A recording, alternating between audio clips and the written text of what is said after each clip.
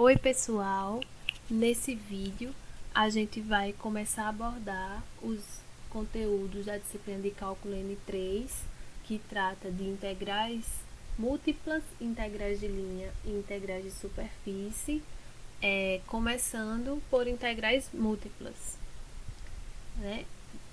Particularmente de integrais duplas sobre retângulo. Antes da gente começar a construção das integrais duplas, eu vou só falar rapidamente, dar uma relembrada do que vocês viram lá em cálculo N2, que foi a motivação e a construção e a definição, né, de integral. A definição de integral, ela surge do problema de determinar a área de uma região R sob a curva y igual a f de x, onde f é uma função de R em R, contínua, definida no intervalo fechado AB. Como é que era feita essa construção? Eu não sei se vocês lembram, mas a ideia que Riemann teve foi tentar aproximar essa área através de áreas de retângulo. Então, a primeira coisa que se fazia era dividir esse intervalo em subintervalos.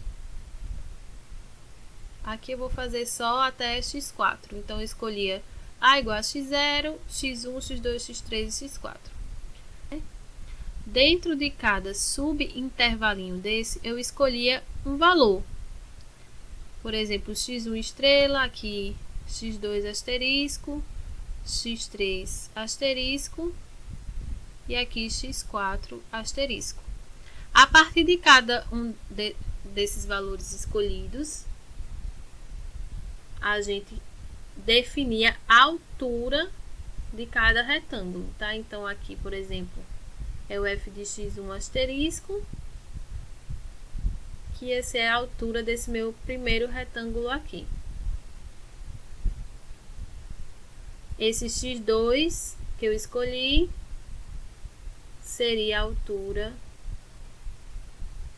do meu segundo retângulo. E assim sucessivamente, tá? Então, a construção ela ficava mais ou menos dessa forma. Pegando aqui como exemplo esse retângulozinho em azul, a gente percebe o seguinte.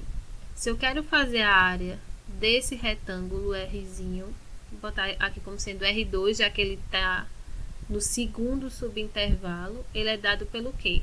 Base, que é a diferença entre x2 e x1, vezes a altura desse retângulo, que é justamente o f de x2 estrela. E isso pode ser feito para cada subretângulo aqui. Essas diferenças, né, xi menos xi menos 1, é o que a gente chamava de amplitude, que era o delta de xi. Mas a gente tentava lá no cálculo N2 transformar essas escolhas, na verdade fazer essas escolhas de uma forma que tornasse os nossos cálculos mais simples. E como isso era feito? A primeira coisa que a gente fazia era tentar dividir, era dividir esses retângulos em N partes iguais, tá? Então, para a gente dividir esses retângulos em N partes iguais, a gente fazia a escolha do ΔX como sendo B menos A sobre N. Bom, percebam o seguinte, quando eu faço essa escolha, então todas essas diferenças aqui, elas vão me resultar no valor de ΔX, tá?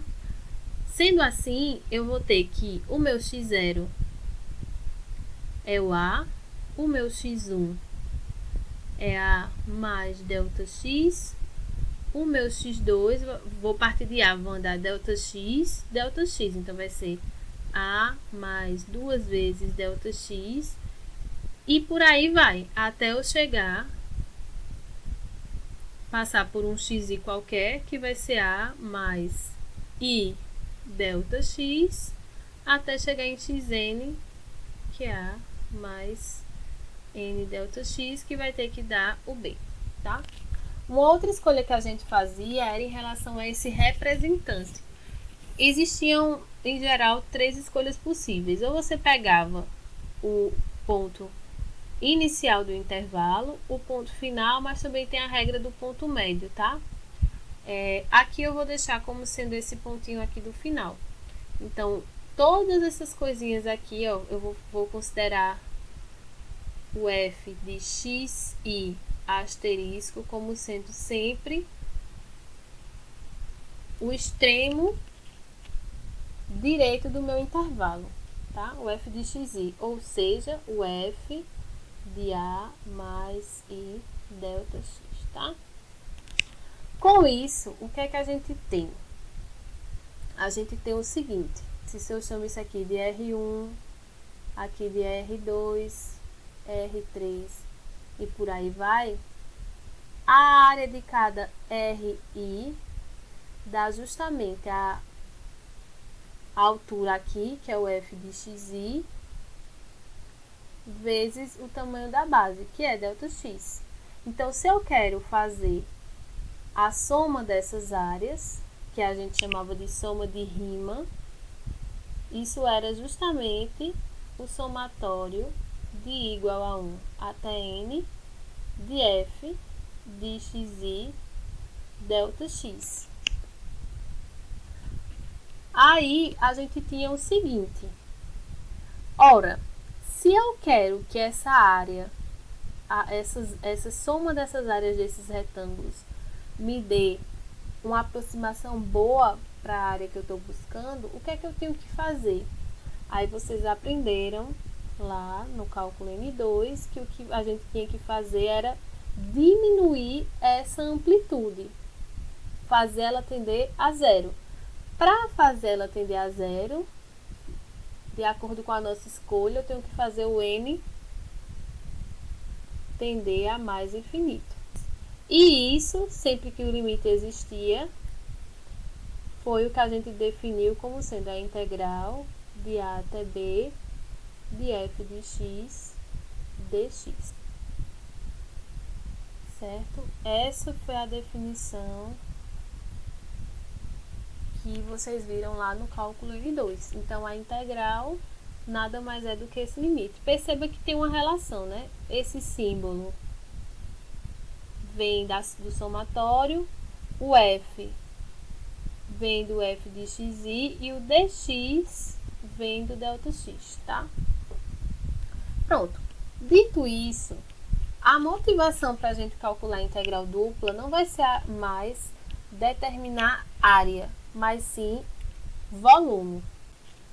Então, vamos considerar uma função f de R2 em R, igual vocês vinham trabalhando lá em cálculo N2, que pega um par xy e leva em z igual a f de xy.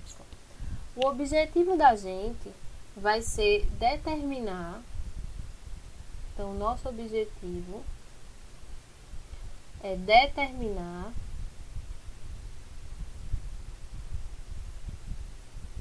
o volume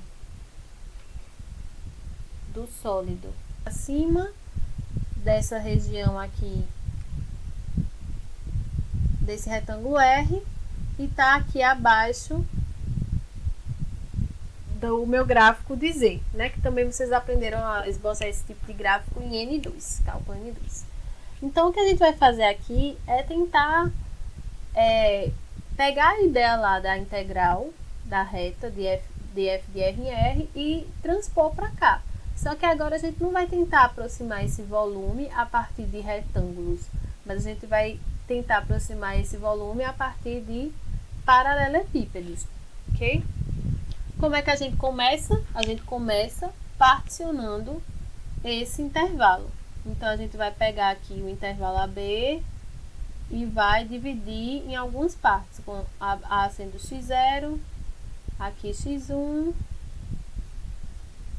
x2,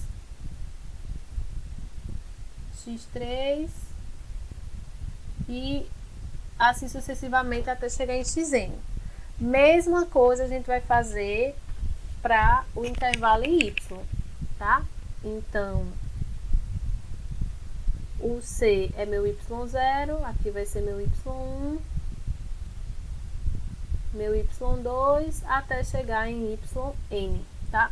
Com isso, eu vou construir subretângulos aqui, que eu vou chamar esse subretângulo de R e J, tá? Para eu poder construir a minha caixa, tá? Então, eu preciso de altura. Logo, eu vou ter que fazer uma escolha de um ponto aqui que vai representar um ponto de amostragem.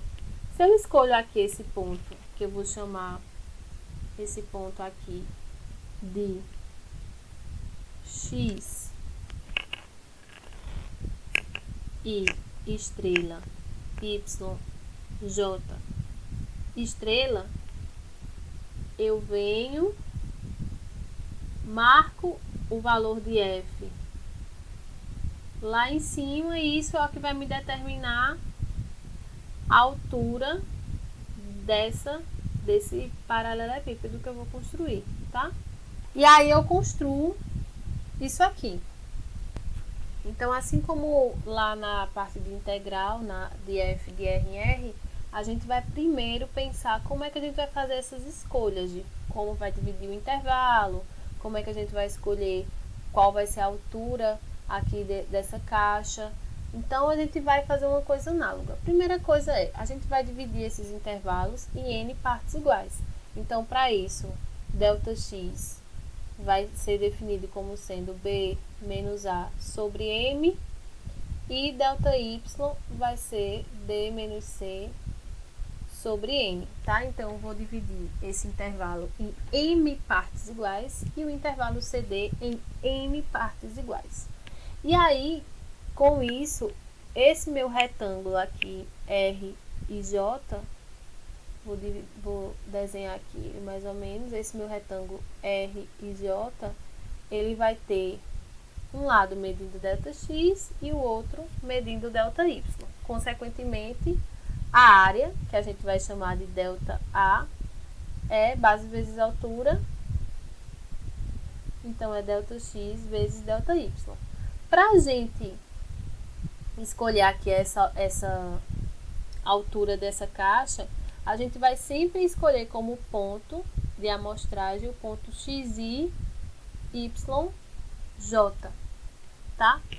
Então, esse pontinho que está aqui em cima na superfície é o F de XI, Y, J.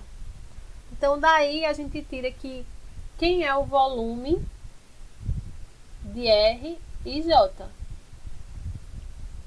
Vai ser o produto de F, é a área da base vezes a altura, né? A área da base é ΔA e a altura é o valor de F nesse ponto XI, YJ.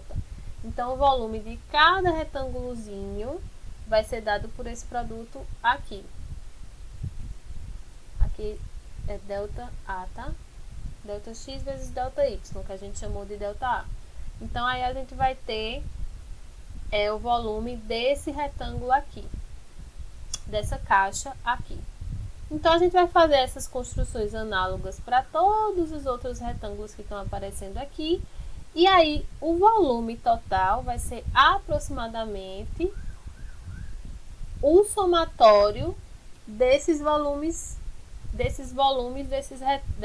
desses paralelepípedos que a gente vai construindo em cada subretângulo desse.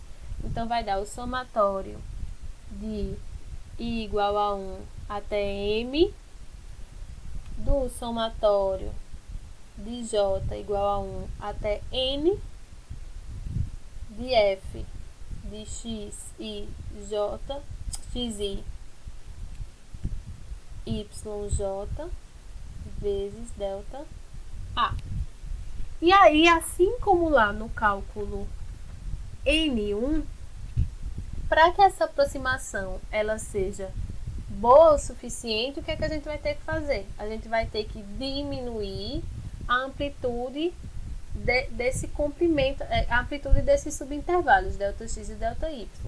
Ou seja, a gente vai conseguir obter a igualdade aqui quando a gente fizer o limite com M e n tendendo a mais infinito, do somatório de igual a 1 até m, do somatório de j igual a 1 até n, de f de xi, yj, delta A.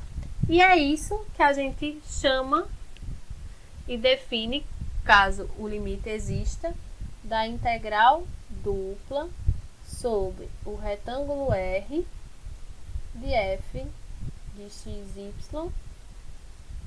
dA. Isso é o limite com m e n tendendo a mais infinito desse somatório que está aí anteriormente, né? J igual a n, f de xy, yj, delta A. Caso esse limite exista. Ou seja, a gente tem que o volume procurado é justamente a integral sobre o retângulo R de f de xy dA. Certo? Então, agora a gente vai começar a ver exemplo usando essa definição. Calcule, usando a definição, a integral dupla da função f de xy igual a x vezes y sobre o retângulo. Esse retângulo R aqui é o retângulo 0,1 cartesiano 0,1, tá? Então, vamos pensar o seguinte. A gente está aqui com o intervalo 0,1 em x e y. Isso eu estou olhando para o plano de baixo, tá? Se eu tenho aqui meu espaço, essa figurinha que eu estou fazendo aqui, ela é olhando apenas essa parte desse plano aqui embaixo. Então, esse é meu retângulo R. Ok? O que é que a gente viu anteriormente? A primeira coisa que a gente faz é enxergar como é que a gente vai particionar esse intervalo. Lembrando que, qual é a definição? A integral sobre o retângulo R dessa função xy dA é o limite com m e n tendendo a mais infinito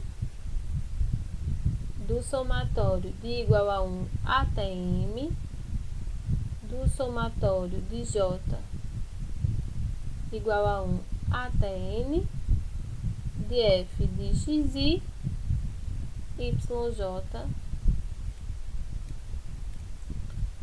delta A, tá? Então, a gente precisa primeiro descobrir o que são essas coisas aqui. Então, a gente vai fazer o seguinte, a gente sabe que delta x é b menos a sobre n, então vai ficar 1 menos 0 sobre m, que dá 1 sobre m. O delta y, que a gente também vai precisar, é d menos c sobre n, então dá 1 menos 0 sobre n, que é 1 sobre n. E o outro fator que a gente vai precisar calcular é f de xy, yj. Então, lá no começo que eu expliquei, se a gente faz delta x, faz esse tipo de escolha, a gente vai ter que xi é a mais i vezes delta x. Ou seja, vai ser 0 mais i vezes 1 sobre m, que vai dar i dividido por m. E o yj, por sua vez, é c mais j vezes delta y, que vai ser 0 mais j vezes 1 sobre n, que vai ser j sobre n. Consequentemente, a gente vai ter que, como f de xi, yj é xi vezes yj, isso vai dar i sobre m vezes j sobre n. Então, a integral dupla sobre o retângulo R da função xy dA, isso vai dar o limite com m e n tendendo a mais infinito, dos somatórios, né, de igual a 1 até m, j igual a 1 até n, de f de xi yj, que é i sobre n vezes j sobre n, delta a, que vai ser 1 sobre m vezes 1 sobre n, certo? Eu não sei se vocês se recordam, mas se a gente tem uma soma de i igual a 1 até m, a soma dos m primeiro termos, isso dá m vezes m mais 1 dividido por 2. Isso vale se for o j também, né? Vai trocar só o m por n. Então, dessa observação aqui, a gente tira que isso vai ser o limite com m e n tendendo a mais infinito de, no lugar de somatório de i, eu vou colocar isso tudo, então vai ficar m mais 1 sobre 2, com esse m, 2m, vezes, aqui vai dar n mais 1, que é o somatório em j, tá? Sobre 2n, vezes 1 sobre m, vezes 1 sobre m. Então, esse termo cancela, esse termo cancela. E aí, no fim das contas, se eu faço m e n tender a infinito, a gente pode enxergar isso aqui dessa forma, né? Como esses limites vão existir, a gente pode enxergar assim, ó. Talvez facilite um pouco aí para vocês. Caso os limites... Aqui falta 2, né? Então, aqui vai dar 1/2. E esse outro limite também dá 1/2. Quem não lembra, dá para fazer por l'Hopital, dá para fazer... Enfim, quem não lembra vai tentar revisar aí cálculo 1, que vai dar 1/4. Aí vocês podem estar se perguntando, professora, então quer dizer que sempre que eu for fazer uma integral dupla, eu vou precisar usar essa definição e esbarrar em cálculos de limites e de somatórios? A resposta é não. Assim como no cálculo N2 vocês aprenderam a calcular a integral de A até B de f de x dx como sendo esse limite, vocês aprenderam que se eu tenho uma primitiva f da função f minúsculo, ou seja, uma função que f', a derivada dela é igual a f, então, sob algumas hipóteses sobre essa f, a integral de a até b de f de x dx dava a primitiva calculada em b menos a primitiva calculada em a. Então, a partir desse teorema, o teorema fundamental do cálculo, vocês aprenderam técnicas de integração e conseguiam resolver integrais de uma maneira muito mais direta, né? Então, o que a gente vai ver no próximo vídeo é justamente uma maneira da gente calcular integrais duplas sobre retângulos de uma forma mais simples, utilizando as técnicas de integração que vocês aprenderam no cálculo N2, que aí vai ser o nosso próximo vídeo. E esse resultado a gente conhece como teorema de Fubini. Então, eu vou deixar uma lista de exercícios no link, aí na descrição, com umas integrais duplas para vocês fazerem usando a definição, tá bom? Se cuidem e até logo!